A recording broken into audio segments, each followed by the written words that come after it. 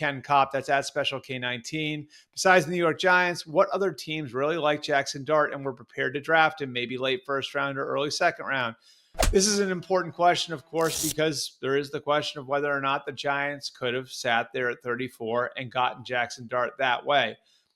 I don't think it's impossible that that would have happened. There's a couple reasons why you don't sit there. Number one, they were concerned about the Rams, who have an older quarterback, that the Rams might take a quarterback at 26. Now, my understanding is that's not the case. The Rams were not going to take a quarterback at 26. But if you have at least a little concern and you view Jaxson Dart as a quarterback who can play for you for the next 10 to 15 years, it's worth the price to pay to go up and not risk that.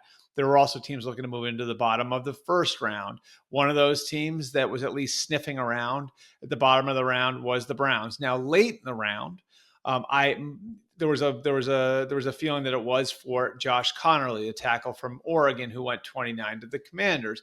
But before Connerly came off the board, it certainly could have been for Jaxson Dart. Hard to know that, but there was that effort from the Browns to trade up. There was an effort earlier in the week from the Saints to trade up, and the Saints very much could have been looking at the idea of coming up for Jaxson Dart as well. They obviously get Tyler Shuck there, about 10 picks into the second round. And then, the other piece of this is if you're sitting there at 34 on Friday and Jaxson Dart is still on the board, well, now the Browns are in position to auction the 33rd pick, so you're in competition with other teams for the 33rd pick. Maybe you just make the move to trade up. You'd probably have to pay less.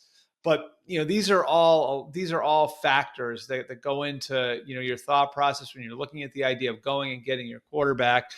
And I could see the logic here being if we get Jaxson Dart and we hit on him, then we are good.